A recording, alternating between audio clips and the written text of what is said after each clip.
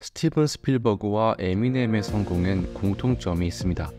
세계적으로 성공한 사람, 남은 평생 펑펑 돈을 쓰며 놀고 먹어도 다 쓰지 못하고 죽을 정도로 많은 재산, 그보다 더 핵심적인 공통점은 따로 있습니다. 바로 불행했던 어린 시절, 자신이 좋아하는 일, 즉 현실에서 벗어날 수 있고 불행을 이겨낼 수 있는 그 일을 찾아서 자신에게 선물하고 매진했다는 사실입니다. 조스, E.T., 쥬라기 공원 등의 20세기 최고 대중명화를 연출한 스티븐 스필버그 감독. 2023년 기준 그의 순자산은 한화 약 4조 원 정도인데요. 하루에 1억씩 써도 100년은 써야 탕진할 수 있는 어마어마한 재산입니다. 과연 그는 금수저였을까요? 불행이나 고통을 모르고 자랐을까요? 결코 아닙니다. 어린 스티븐 스필버그는 유대인이라는 이유로 인종차별과 친구들의 괴롭힘에서 하루도 자유로운 날이 없었습니다. 유대인이기 때문에 당한 일들은 나를 매우 힘들게 했고 남의 시선을 의식하게 했으며 움츠러들게 만들었다. 내가 유대인이라는 사실은 나를 튀게 했다. 고등학교 때는 친구들이 여기저기 때리고 발로 찼다. 그는 오직 유대인이라는 이유로 따돌림 당하고 주먹질을 당했습니다. 그러다 결국 가해자가 아닌 자기 자신이 문제의 원인이라는 생각까지 하게 됐죠. 1999년 피플즈 인터뷰에서 어릴 때 포장용 테이프로 코에서 이마까지 꽉 눌러붙이고 잠을 잔 적이 있다고 말했습니다. 유대인의 외모 특징인 매부리 코를 작게 만들기 위해서였습니다. 괴롭힘, 따돌림이 고통스러워 자신의 존재를 부정하고 싶었던 스필버그. 그런 그가 어떻게 그 모든 불행과 고통을 견디고 또 이겨내 세계적인 감독이 될 수 있었을까요? 표현의 수단으로 나는 아버지의 8mm 카메라를 선택했다. 아버지의 카메라가 스필버그의 삶을 바꿨다는 이야기는 널리 알려져 있습니다. 물론 어릴 땐 아마추어였지만 영화를 만드는 일은 고통스러운 현실에서의 해방이었고 자유였습니다. 무엇보다 고무적이었던 것은 자기 부정을 벗어날 수 있었던 것이었죠. 이 이야기를 소개한 책 당신이 불행하다는 착각의 저자 정재영님은 책에서 이렇게 덧붙였습니다. 삶이 끔찍할수록 좋아하는 일이 우리를 구조한다. 지겨운 직장을 당장 때려치우고 좋아하는 일을 시작하는 것도 방법이다. 그러나 그게 어렵다면 직장을 다니면서라도 좋아 견딜 수 없는 취미를 가지면 좋다.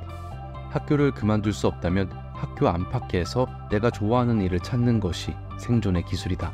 자신이 정말 좋아하고 자신을 자극하고 성장시킬 수 있는 일, 그것에 몰두할 때 우리는 생존할 수 있다.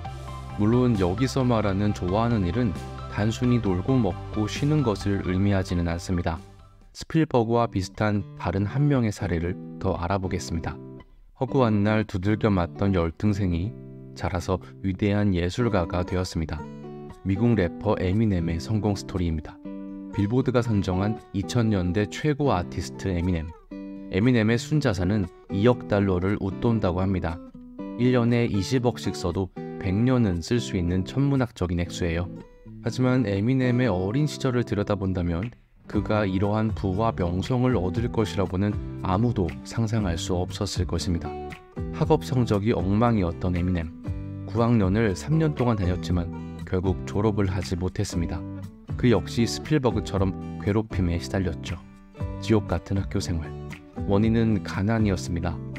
아버지가 일찍 집을 나가버리자 어머니는 아이들을 데리고 친척의 집을 떠돌게 되는데 오래 얹혀 살 수 없어 이사가 잦을 수밖에 없었습니다.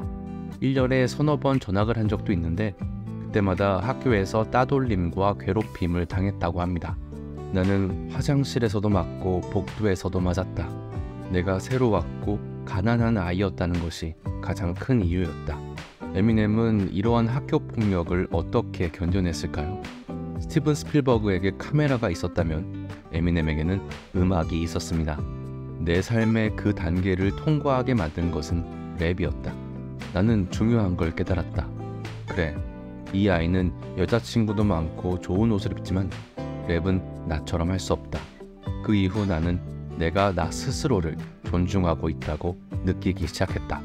에미넴은 자신이 인기도 없고 싸구려 옷을 입고 공부와 싸움 어느 것 하나 잘하는 것이 없었지만 랩 실력만은 또래보다 월등하다는 것을 알게 됐습니다. 이는 그에게 있어 정말 큰 선물과도 같은 것이었습니다. 자신을 존중하게 되자 자부심과 자긍심이 높아졌고 이후 그의 인생이 180도 달라졌습니다. 나는 학교나 집에서 아무것도 아니었다. 하지만 내가 사랑하는 것을 발견한 후엔 달라졌다. 그것은 음악이었다. 음악이 내 모든 것을 바꿔놓았다. 그가 랩을 사랑하기 시작했다고 해서, 자기 자신을 존중하기 시작했다고 해서 괴롭힘이 멈췄을 리 없습니다. 하지만 그 과정을 통해 그는 계속 발전했고 강해졌습니다. 더는 흔들리지 않을 수 있었던 것이죠. 저자 정재영님은 이렇게 말합니다. 남이 좋아하는 일만 하면 내 존재는 죽는다. 내가 좋아하는 일이 나를 살린다. 내가 좋아하는 일은 산소 호흡기와 같다. 답답해 견딜 수 없다면 그걸 찾아 나에게 선물해야 한다. 내가 웃으며 숨 쉴 수 있을 테니까. 여기서 말하는 좋아하는 일, 과연 어떤 의미일까요? 저자가 말하는 나에게 선물해야 하는 좋아하는 일은 음식 먹기, 편히 쉬기와 같은 쉬운 일이 아닙니다. 우리 스스로를 구제해줄 좋아하는 일은 약간은 어렵지만 좋아하는 일입니다. 스필버그나 에미넴 모두 똑같았습니다. 영화 촬영, 랩이 결코 쉬웠을 리 없죠. 분명 뜻대로 되지 않았을 겁니다. 한두 번의 촬영이나 랩 연습으로 이뤄낸 일이 아닐 것이고요. 누구나 실망과 좌절 끝에 성장의 기쁨을 누리기 마련입니다. 우리를 기쁘게 하고 성장하게 하는 좋아하는 일이나 취미는 모두 마냥 쉽지만은 않다는 공통점이 있습니다. 책 읽기, 운동이나 요가, 요리, 악기 연주 등이 그런 것들이죠. 약간은 어렵지만 좋아하는 일을 해야 더 즐겁고 행복해하며 성장할 수 있습니다.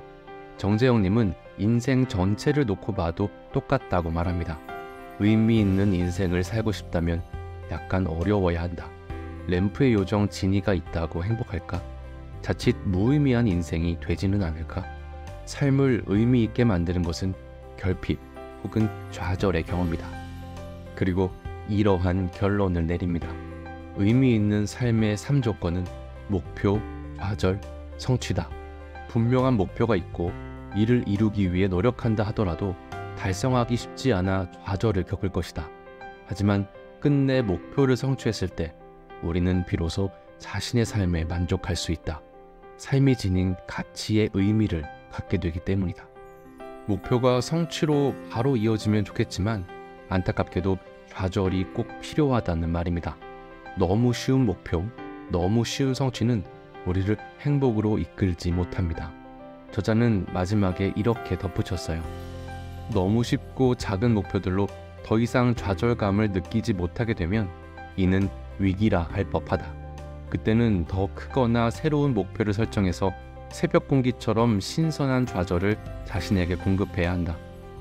그러는 사이에 우리는 하루 90kg씩 자란다는 새끼 대왕고래처럼 쑥쑥 성장하고 날로 유능해지겠지만 그런 성과보다 더 의미 있는 건 생명력이 강해진다는 사실이다. 그렇습니다.